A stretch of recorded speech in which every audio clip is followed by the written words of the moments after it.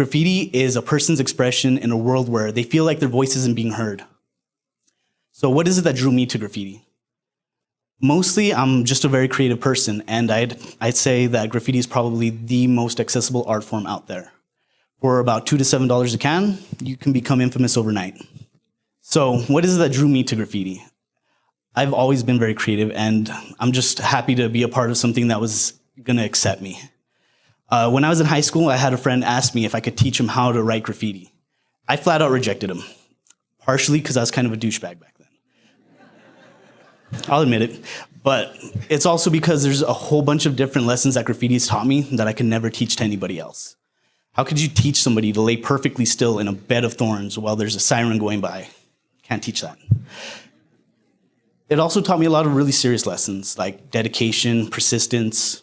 It taught me how to market myself. It's exactly why I'm here today. It taught me how to go beyond what I thought I was able to. So, what else can graffiti teach you? Well, it taught me how to be dedicated to one thing and never want to let it go. And that was part of my issue with graffiti. I never wanted to let it go. I thought if I would leave that expression, it would strip me of who I was as an individual.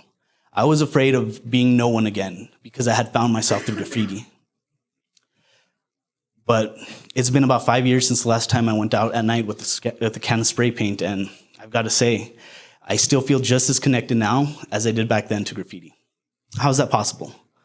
Well, because nobody can strip you of your own experiences. You'll always be the person that you are. You know, I might not still go out at night, but I'll always be a graffiti writer. I feel it in my soul. It has affected the way I look at the world and the way I interact with other people. And I'm thankful for that. I'm more thankful for that than anything else in the world.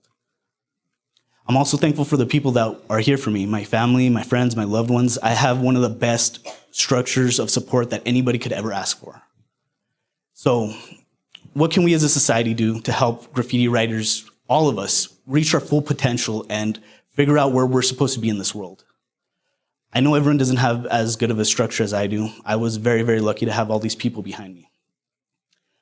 So as a society, I think beyond just giving them legal graffiti walls and local business owners allowing people to spray on their property, I think the most important thing we can do is to show a little bit of acceptance and try to nurture all that creativity and passion that these kids have, because that's what I had, and here we are.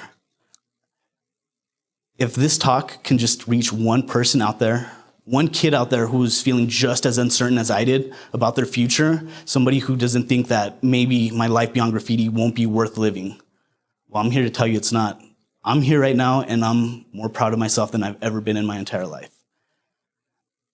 Before I leave you guys here today, I know it's a very short talk, but I didn't have a whole lot to say. I just want to leave you with a quote from one of my favorite rappers of all time. His name is Slug, and he's from a group called Atmosphere.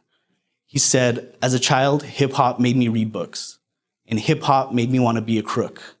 And hip-hop showed me the way and gave me something to say. All I took in return was a second look."